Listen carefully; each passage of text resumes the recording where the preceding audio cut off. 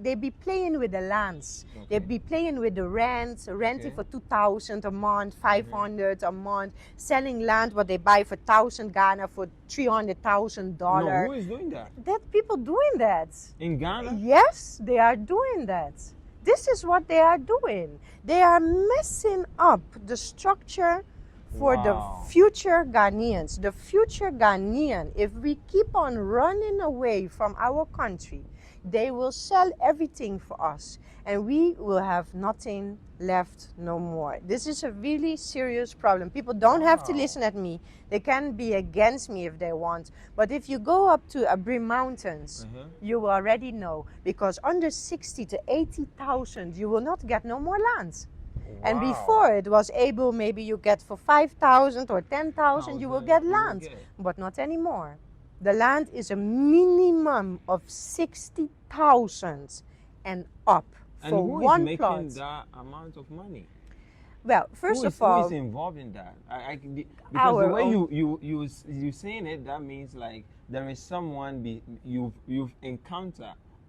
Right? I've seen different people also and on social. Ghanaians. They are not Ghanaians. Working with Ghanaians, how is it like? Were you working with Ghanaians? Yes. How is the treatment going like? Actually, very good. The new colonizers are 9 out of 10 times the blacks that are coming back to Ghana. Okay. Mostly black Americans. And why I call them the new colonizers, not all of them. Okay. But a big part of them. Okay. They come with a mentality that they were enslaved and that we sold them. So they come here with like, oh, I'm claiming back what is mine. Okay. That is the wrong mentality. And then they like to keep up with black American owned, black American woman owned. Okay. Forget about that. We are in Africa, everything is black owned. Okay. That crap only works where the white man is. There you need to promote your black American owned or your black woman owned. Here, everybody is black owned. Even the street sellers on the street, we have small little children, they be selling their chewing gum or the shoe polisher. They are black owned too. Here, it doesn't work. And then they also come with the mentality to take on Ghanaians to work for them. Okay. They feel they are the heroes and they're going to employ us, our people. Okay. Well, we all know that you cannot have every Ghanaian work for you because some of them unfortunately steal and some unfortunately bring your business down. So when you think you can come to Ghana and you only have to pay someone 500 Ghana a month, or then you can expect from you. And if you have 10 people working for you for 500 Ghana a month. Okay, paying this amount of money, do Ghanaians feel like they are being used? That's why they are being paid like 500 cedis a month? Even when we work for Ghanaians and we get paid 500 Ghana a month, we are angry, we are upset, we are starving because going to your job, it costs already more than 500 Ghana. I was in Europe and when apart from Europe, you've never been to anywhere? Yes. Our son took me to Aruba, the Caribbean. So you are in Europe, you went to the Caribbean, and then I came back for a couple of years. So in this case, when I, like certain knowledge you will get from people. Okay. So I was before ashamed of being an African. Okay.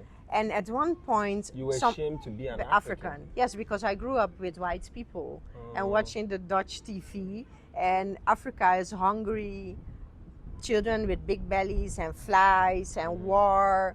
That is what we know about Africa in the West. They picture it so bad that you would never want to live there, and that you never even want to be one. That you are proud of being who you are. And I was about 18, 19 years old when someone from Curacao mentioned to me that I should be actually very proud that I'm a Ghanaian. So someone from Curacao, he inspired me, like, do you know about your history and like what Africans did, how they are inventors and they have heroes, and do you know about slavery? And I was like, slavery? Like, I've heard something, but I didn't knew much about it.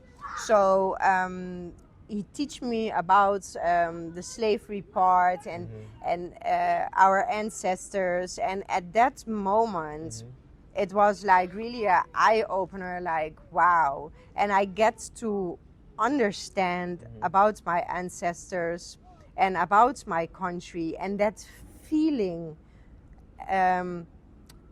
of being inspired about our ancestors, it made me feel so embarrassed about myself. Wow.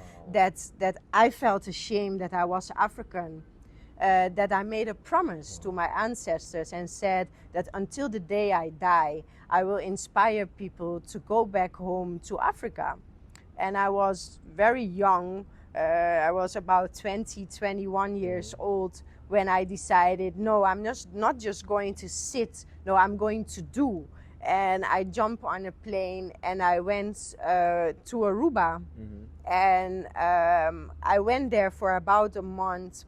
And I came back after that month and said, no, I will lodge here and I will inspire people to go back home.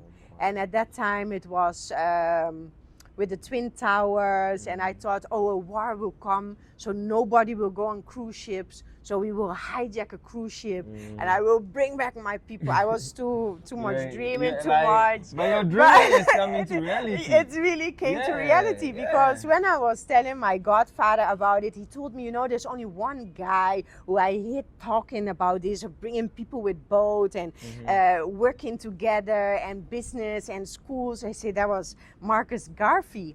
And I was like angry, like, who's this Marcus Garvey stealing my dream? What? And for years I was pissed on Marcus Garvey that he stole my dream. Whoa. And then I realized that Marcus Garvey was not even alive no more. But his voice, when I listened, it was like, and I was like intimidated by it. And then it was years after that I started my foundation. And I wanted to use the Black Star because of Ghana, the Black Star. And I wanted to edit the line for my godfather because he teach me about Marcus Garvey. So I made it Black Star Line Bridge Foundation and Black Star Line Bridge Incorporation. And then I had to ask for the trademark rights to Marcus Garvey, his family.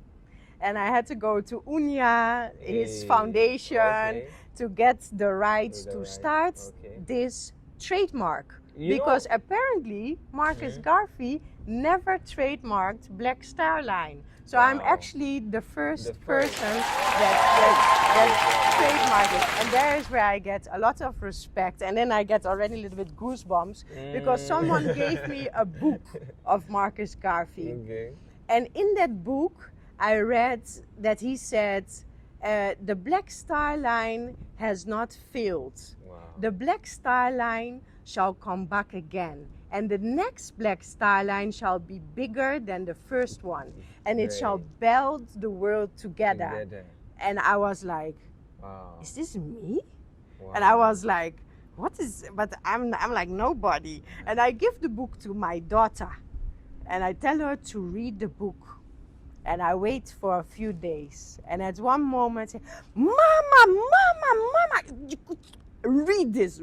Look at this. He said there will be a second Black Star Line, a bigger one than the first one. And it will belt the world together. And I get always emotional when I have to say it because she said, this is you, Mama. This is you doing that. And I was like, oh my God, my daughter see it.